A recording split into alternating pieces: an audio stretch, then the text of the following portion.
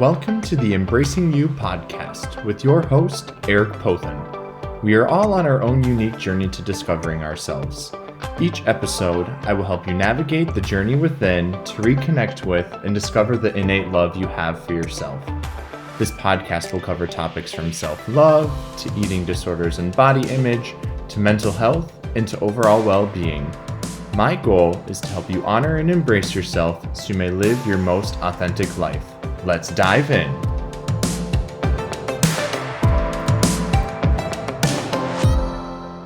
Well, hello everybody, and welcome back to another episode of the Embracing You podcast.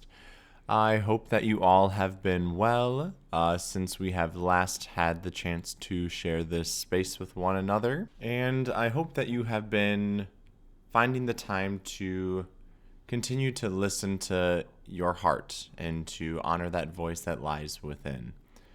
Today, I am very excited about the interview that I am able to share with you all. And a goal of mine on this podcast and moving forward is to really start to bring on individuals who are feeling called to share their own stories. And so today we have a guest, and her name is Amy. And Amy and I have connected quite a bit through social media. And today she is going to share her own experience of parenting her son that has had an eating disorder for several years. And I just want to make a quick note here that we are really going to make sure that we keep Amy and her son anonymous as we go about today's interview. So throughout the interview, you won't hear her son's name being mentioned, and we are doing that just to respect his privacy because he is still in treatment for his eating disorder. And so I think you are in for a treat today with hearing Amy share her own story of what it is like to parent a child that has an eating disorder. So without further ado, let's dive in. Well, hello, Amy. How are you doing over there today? I am doing great. How are you, Eric? I am doing pretty good. I'm excited for this conversation we are about to have with one another. I think what's special about this conversation is that this will be the first episode on the Embracing You podcast where we will be featuring eating disorder story from a parent perspective. And so I am very much so looking forward to diving into this conversation with you today. Well, I'm glad to be here with you, and I'm so thankful for your platform. Thank you. So, to start today's conversation off, today we're going to be talking a little bit about your experience as a parent having a child that has an eating disorder and is currently in recovery and is seeking treatment. So, to start today's episode off and to give our listeners a little bit of an idea about who your son is, would you like to tell us a little bit about him, and whatever you feel comfortable sharing is fine? Yeah. So our son is 16. He is our firstborn. He is kind of what I would call a classic firstborn, cautious. Um, he's an observer. He has definitely some perfectionist tendencies. We call him the cruise director sometimes because he always wants to make sure everyone around him is having fun and having a good time. He, he's a great big brother. We have two other kiddos. We have a 14-year-old son and then an 8-year-old daughter. He has been an athlete. He played soccer. He and I used to run together. He just was and still is, the kid that just people gravitated towards. He was kind of the natural leader. And yeah, I will say we're almost 5 years into our journey. And in the last 6 months, we've seen him again. He's come back to us. Yeah, that's absolutely beautiful to hear. And I know 5 years, like that's an incredibly long journey. And I think that's one thing that a lot of listeners might not understand and fully realize is that because this is a hidden illness and because there is such a stigma around it, especially for men, that journeys can last as long as 5 years. It could even be a lifetime if they don't get the help and treatment that they need. And so, I mean, 5 years, that's an incredibly long time. And so, if you do the math, that had to have been around the age of 11 or so. Yeah, so he was actually 12, just had turned 12. He's going to be 17 in a couple of weeks, so that's kind of where we're at. But I would say I started noticing him realizing his body was not the same as his friends and even his younger brother at 8. So pretty young, and really asking about six pack abs. I'm like, what 8-year-old knows about six pack abs? Um, and, just trying to, as a parent, kind of tiptoe around that, um, as far as, really, I would always say to him, like, how boring would it be if God made all of us exactly the same? Like, that would be so boring. And that's why we all have different bodies. We all have different eyes, and just kind of focusing on those things and really hoping that that would help shift his brain from being so focused on those things. And I've read now that 8 is typically when kids start realizing that they're different and that they're a commodity, that their body is a commodity in the world, and it gives them worth. And that's just, it's so sad to me that that part of childhood where they should just be able to run around shirtless, can be taken from kids at such a young age. Yeah, absolutely. And so first of all, I want to just commend you on, what you chose to say to your son in that moment of, everybody's body is different. And I think in a lot of the literature that you read now today, like that is the perfect thing to like talk to your children about is body diversity, and whatever body they have is the right body, and there is no right or wrong body. And so I just want to commend you that that was like a really beautiful way to go about, having that initial conversation with your son about his body, and kind of when he first started to notice that there might be something different than his siblings. So I'm curious to know, what did the onset of your son's eating disorder look like? What behaviors did you maybe notice? And when did you decide to intervene and get him some help? Great questions. So, the summer that he turned 12, going into sixth grade, we were getting ready to go in for his, yearly well child visit. And he said to me, Mom, I'm really worried about how fat my stomach is. And I just was like, I think your stomach's great. I don't think there's anything wrong with it, but let's talk to the doctor. And went to see our pediatrician who, he's been seeing my older two, my boys, since they were, infants in the hospital. He was just like, hey, kiddo, this is what your body does to give itself extra energy for puberty and a growth spurt. So, how exciting! You're about to probably have a big growth spurt and go into puberty. And so I didn't really think much of it from there because my logical brain was, that's exactly what's going to happen. I went through it. My sisters went through it. We've watched other friends where, you kind of get this little donut around your middle and it's storing that extra energy, for growth. And about 2 weeks later, he came running up to me and he's like, Mom, I lost a pound. And I was like, okay. I'm like, this, there is no power that I am giving this. And I just kind of like turned and went on my way. And it started happening every day and then multiple times a day where he was weighing himself in the morning and then he was weighing himself throughout the day and kind of reporting back to me that he was losing weight. And at that point, I was like, I don't understand what's going on here. And so my thought was, I'm going to pull the scale. Like, there's no scale in the house. This can no longer be an issue. So we pulled the scale out of our house. I hid it on a top shelf of our closet. And again, kind of thought nothing of it. And he started sixth grade, which, for some kids is a really big transition. He has had a history with some anxious behavior. My thoughts on eating disorders were very misguided.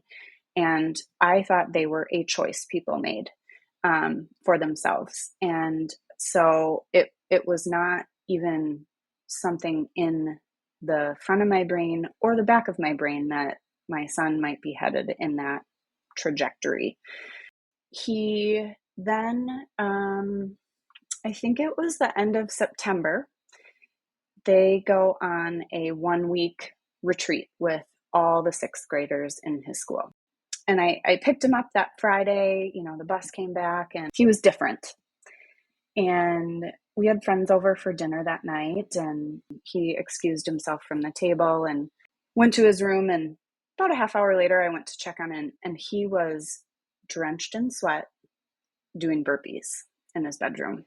And I was like, what are you doing? He's like, I'm super anxious. I need to get this out. I need to move my body. And I was like, okay, well, let's stop and let's do some breathing and, try to just kind of calm him down. And so we're in October now, and I'm watching him, and he's pushing food around his plate, or things are coming home in his lunchbox uneaten.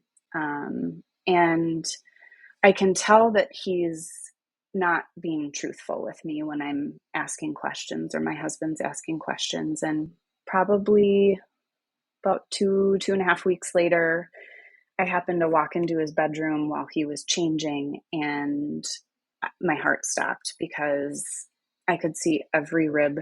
I could see every vertebrae. He was skeletal. I kind of turned and walked out of the room. I don't think he knew that I had walked in. I grabbed my husband and we went into our bedroom and shut the door. And I was like, something is wrong. I'm watching him. He's exercising. He's not eating. These conversations we're having with him are not getting through to him. And I'm like, babe, I can see there is nothing left to him. And I said, I think he has anorexia. And my husband, we'd laugh about this now, but he looks at me and he goes, boys don't get that. And I was like, what do you mean boys don't get that? I'm like, it's a mental health disorder. Because I had been doing a little bit of research, and I was like, I don't think it discriminates. And he was like, And so we pretty quickly, I made an appointment with our pediatrician. He did a whole battery of tests because I don't know if people know this, but when you starve yourself, your whole body slows down. His heart rate dropped significantly, his blood pressure. So they did EKGs, they did blood work. It was scary. And they recommended that we seek treatment, and made a call and got us into a very well-known treatment center here in Minneapolis. I can only imagine the emotion that might be surfacing for you, kind of thinking about this story of your son and even your own experience as a parent and how you navigated it. But just as a listener, and as you were sharing, I'm hearing so many things that you did throughout that entire process that were proactive.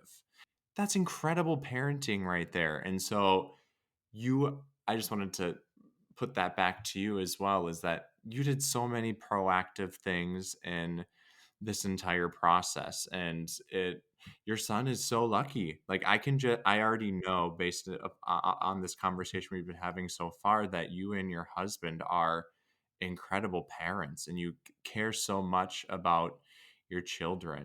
So I'm curious about, for me, in my own story, I never received any sort of formal treatment for my eating disorder. My parents had told me that if I hadn't started to gain weight, they had noticed that I started to lose weight, that they were going to schedule a doctor's appointment for me. And that scared the living you know what out of me. And um and so my question for you is, after you told your son that you were going to be making this appointment for him to go in, what was his response to this? He was scared, um, not of going to the doctor, but looking back, he was scared of what was happening to him. And I think anxiety does that to people because you don't know where it's coming from. And I felt, and I still feel like his eating disorder was a way for him to gain some footing in a chaotic time that he couldn't make sense of. He was willing to go to the doctor and was willing to start treatment, which other families that I'm in support groups with, there's three people in the back seat of a car holding their kid down while they're driving to a treatment facility. So we have always been so grateful to our son that he was still in there enough to want to fight.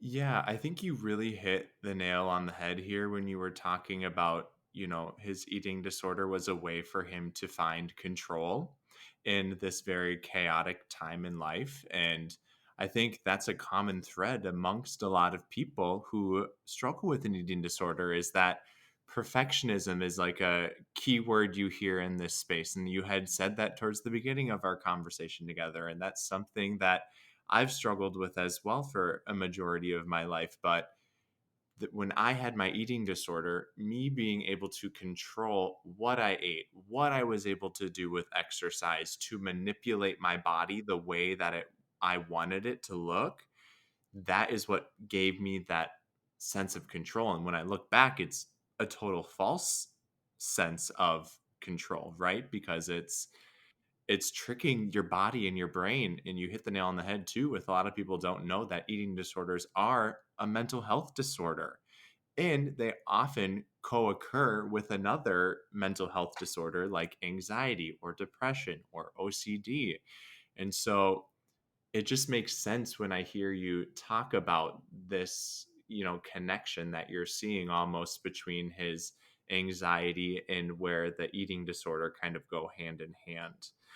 And so I just want to highlight that for listeners, because I think a lot of listeners might not be aware of the relationship between all of those things.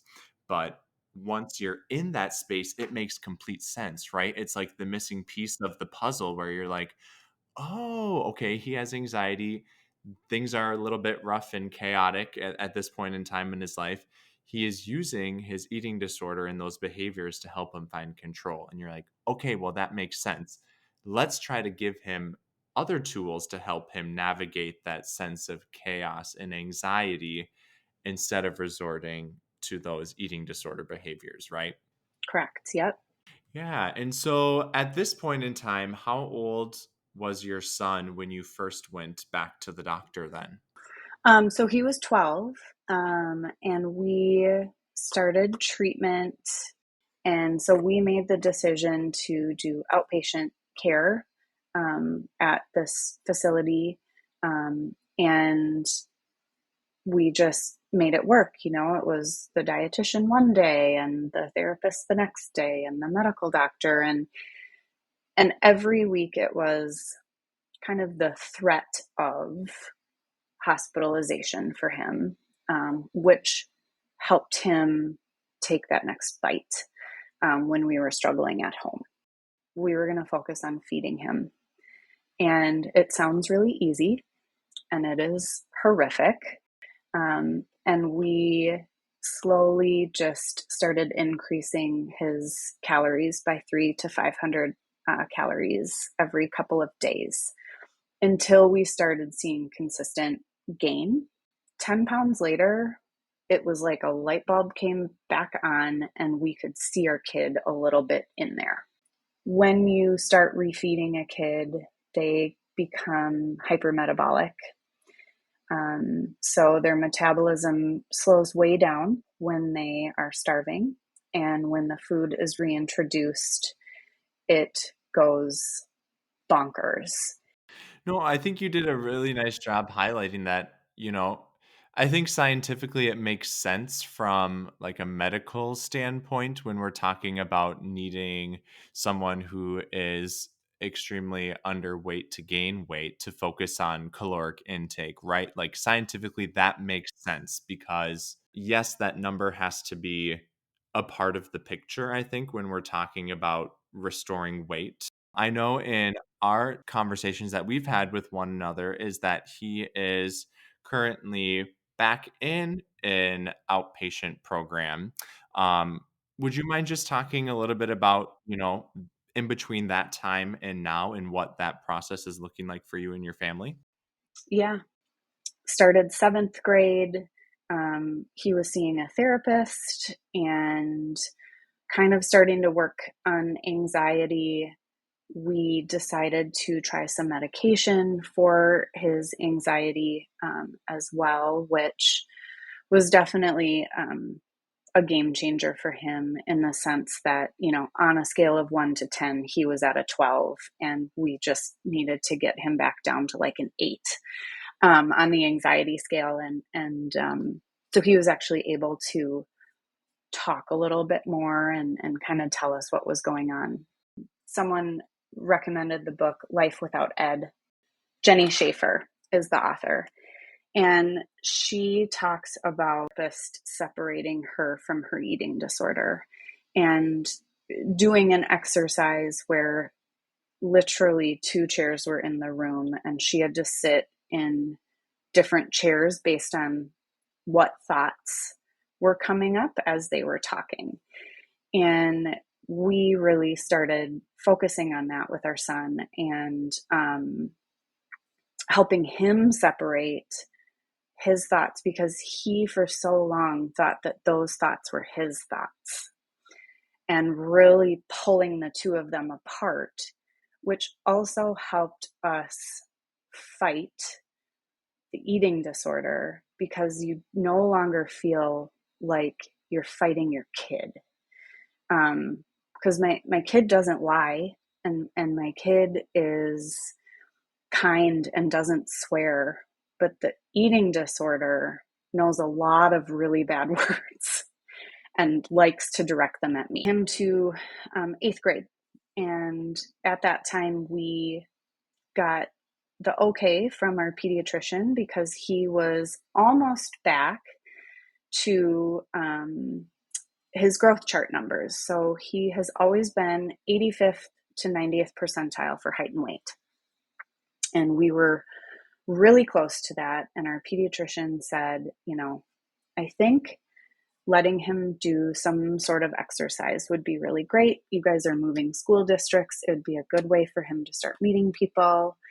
And our son chose to join the cross country team and started hearing some things from boys on the team that our son was no longer running with the team, but taking off. And no one knew where he was going. No one knew how far he was running. And so we were, working on addressing that with him and actually pulled him from running a couple of times. He was losing consistent amounts of weight, but also as a parent, he is having this stellar season. So there's this weird element of pride in there as a parent. But what we know now is he was trying to outrun the eating disorder voice. And it was bullying him and telling him, even if he ran a race and had a PR, that he was a loser. He took a long break from exercise over the winter that year. And again, thought we were doing okay and let him join track. And yeah, it was again great season. Qualifies for state. Um, you know, sets records, like all these things. And he was the sickest I think he's ever been. We were pulling him out of school all the time for anxiety and panic attacks. I was like, we need help. Like, we've done and we have taken him as far as we can, just the two of us without any help. And we need help. And so I started researching programs. And my sister actually was watching the Today Show, and she's like, you need to check out this program. It's called Equip. And so I check it out, and I'm like, oh my gosh, it's all virtual. It's science based, which a lot of treatment programs are not. Called them and chatted with them, and they're like, yeah, when do you want to start? And we decided to let him finish the school year so that we didn't have to pull him out at the end of the school year. Had a physical done, and he did not qualify to start the program because he was too medically unstable. It has been so life-giving to our entire family. This makes me emotional. It's a family-based therapy program, and I get the name Equip because they truly have equipped us to take care of our child. They believe that parents and caregivers are that front line of defense, and they're just there to support you. So we have a treatment team that consists of a dietitian, a family therapist, we have a medical doctor, and then my husband and I have a family mentor. So someone with lived experience, and then our son has a peer mentor. So again, someone with lived experience that just gets it, right? Because I don't get it all the time, but this person gets it. We just hit the 1 year mark with them. We have fed him through 6.5 inches of growth, 70 pounds of gain, and puberty. So he requires about 8,300 calories a day to fuel all of that growth that is happening. 2 weeks ago, we hit what they consider his recovered weight, which is just a huge milestone. We still have work to do as far as gain for him because there's still symptoms that pop up, and we're not seeing it as often. But man, when that eating disorder comes out, it comes out with a vengeance right now because it is hanging on to him for dear life because it knows it is on its way out. So that's where we're kind of at right now. Yeah, well, first of all, it's really inspiring to hear that your son is to the point now where you said he's kind of met his recovered weight, and so that's a really big accomplishment. And I think another important thing that's important to highlight in this part as well is that you know everyone going through treatment is going to require a different daily caloric intake to help them meet their recovery goal. And so I think it what I'm interested in is hearing back from listeners is like to hear 8,300 calories, like I anticipate some jaws dropping, right? And I don't think people fully understand that the body is so malnourished. And you hit the nail on the head when you're talking about all of these physiological responses with a lowered heart rate, poor circulation, poor metabolism, hair falling out. You're always cold, low blood pressure, dry skin, terrible nails. So when I don't think many people will know this, but as you're adding more food back into your diet, there will naturally be a lot of uncomfortable, bloated, indigestion, feelings of discomfort. And so I just want to pause for a second and just give so much praise and accolade to your son. Like this is I cannot imagine the journey that he's been on. And one thing that I keep coming back to is this is a many-year process for him where you thought he was to one point in recovery where you maybe thought he was recovered in a solid place, but then you kind of go back down and he had this relapse, if you will, and kind of diving back into that. And that's the nature of mental health disorders like this. And even with addiction, it just like it can come back with a vengeance because, like you had just mentioned, like it felt like it was on its way out the door. And the eating disorder voice was like, hell no, nope, I'm making my way back into the picture here, and wants to continue to have a spot in that individual's life. And just there are so many points to your story that I feel like I also resonate with. Mostly uh what was helpful and what is still helpful for me today is that personifying the eating disorder voice versus Eric's voice and being able to differentiate between the two. And so I've named my eating disorder voice Carol. And so whenever I notice Carol getting loud, I just tell her to shut up.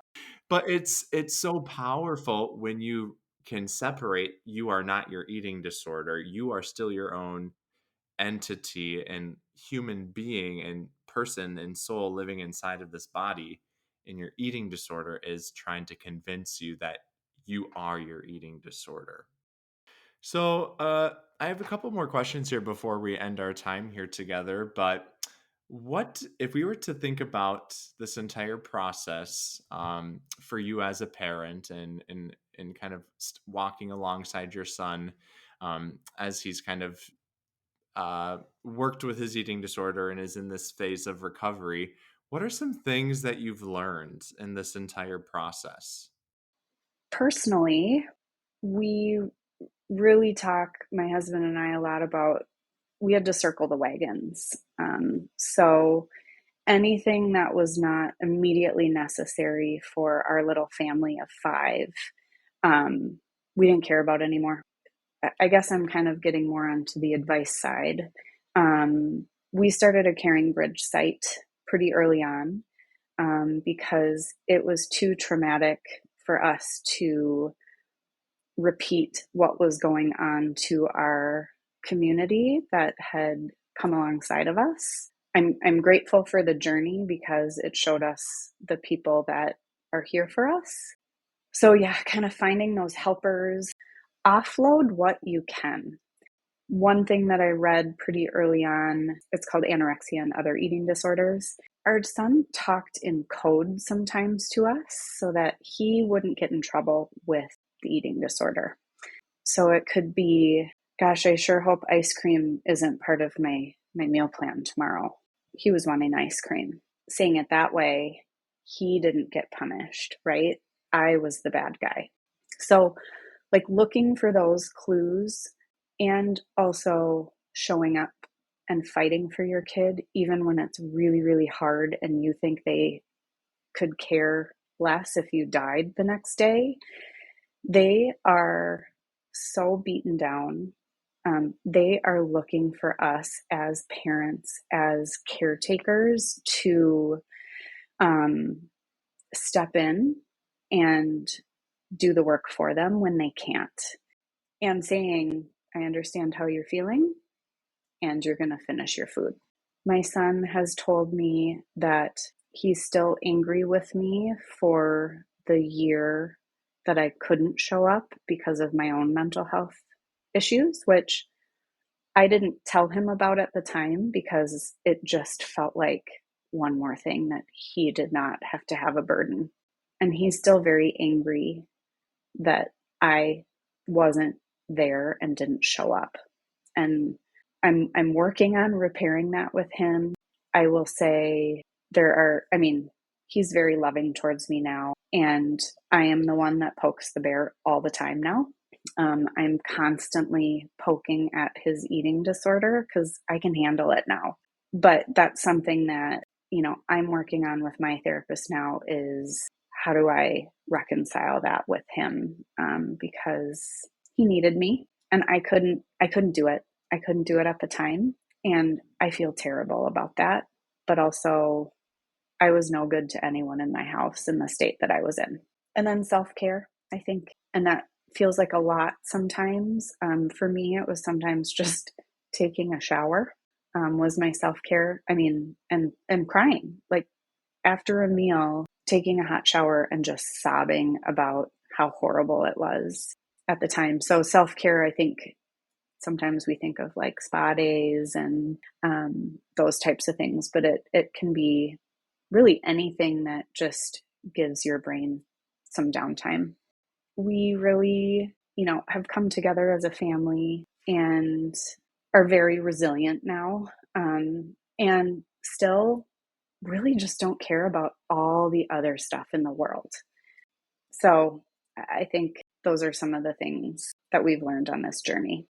Yeah, I really want to emphasize the last point that you had mentioned of self-care. I think I could only imagine as a parent and in hearing your perspective and hearing your side of this entire story, how exhausting and draining this entire process has been for you. And I think for all parents listening, if they currently have a child who is struggling with an eating disorder, disordered eating, body image, anything in that space, is that self care is so important.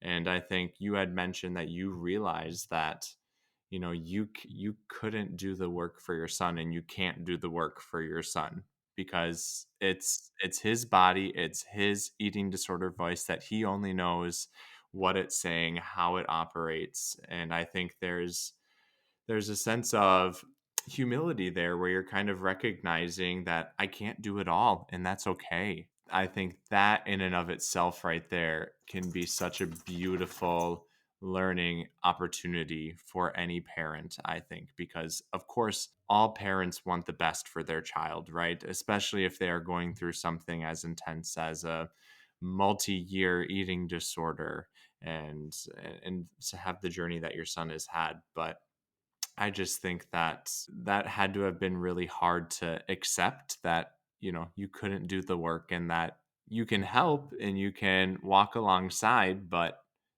that is going to be your son's job in this entire process. Before we end our time here together, as you know, the title of this podcast is Embracing You. And so, from a parent's perspective, have you noticed a difference in your son since he's been in this most recent phase of recovery? And do you believe that he's learning to embrace himself in this process of recovery?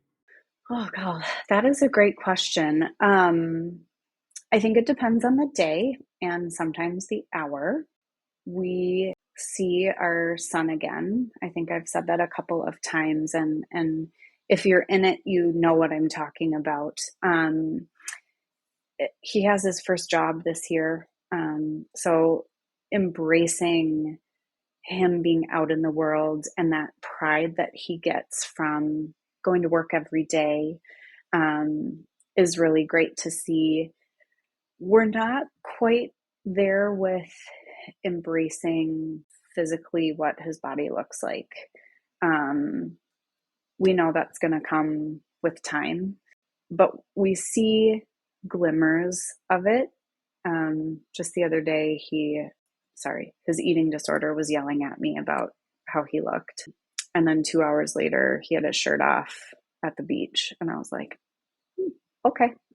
Like, you don't like how your chest looks, but you had your shirt off. So, though I'm seeing those things where he's embracing and taking pride in himself again.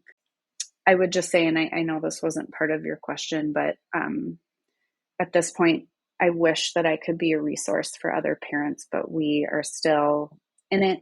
Our son is not ready to share his story. But I will say there's a great organization called Feast ED. They have incredible support groups. They have sibling support groups, parental support groups, men's support groups. So if people are just looking for that extra or even more community around them, that is a great resource. Absolutely. And thanks so much for sharing those. And I'll be sure to include those in the show notes for other people listening, as well as those books that we have talked about as well, because I know I've for sure read A Life Without Ed. and what a powerful book that was. And I feel like it really was a game changer for me, I think, in my own recovery. And I think you reflected so beautifully that, the road to recovery, it's not a sprint. It is, you take it day by day, and sometimes you take it minute by minute. And I've almost hit the 4-year mark of being in recovery from mine. But there are still moments where Carol gets really loud, and there are moments where it could be very easy for me to slip back into, those old behaviors and patterns. But, it's when you are allowing and understanding that you're going to have those days from time to time, and it's going to, kind of rock your world a little bit, that that's just a natural part of the recovery process. I don't think people realize how deeply ingrained this voice can become in our brains, and how that becomes our voice for so long, and to start to find your own voice. And I'm a firm believer in the road to recovery is the road back to your true self, and being able to find yourself again. And it sounds like, your son is in the process of finding his way back to his true self. And you're even seeing that as his parents. That's what you're seeing right there, is you're seeing his journey back to his true self. And I'm really excited to continue to stay in touch with you after this conversation, and to just hear about your son's progress with his recovery. And so I just really want to thank you once again, Amy, for all of your insight that you gave, and all of your wisdom as well, of being a parent, and this experience that you've had of, with your son, and him having an eating disorder, and him being in this process of recovery. It is very inspiring to hear how much work you've put into helping your son get back to his true self. And I just want to absolutely commend you for all of the work that you've done, because your son is so lucky to have such kind, loving, and caring parents who want nothing but the best for him. And I can only imagine what your experience was like, this entire time. So I just want to thank you from the bottom of my heart for stepping into this very vulnerable and raw and real space with me, during this conversation. Well, thank you so much for all that you do and allowing me to share a little bit. Once again, I would like to thank Amy for her vulnerability, and for taking the time to share her story with us all about parenting her son that currently has an eating disorder. And if you are a parent and you also have a child who is struggling with disordered eating or eating disorder, I hope that this episode helps you feel a little less alone. So, once again, a big thank you to Amy for sharing her story with us all today. Until next time, I hope that you continue to take good care of yourselves. You understand the importance of loving and respecting your body, because it is your home. And I hope you can take some time each day to find a couple of things that you are grateful for. Much love.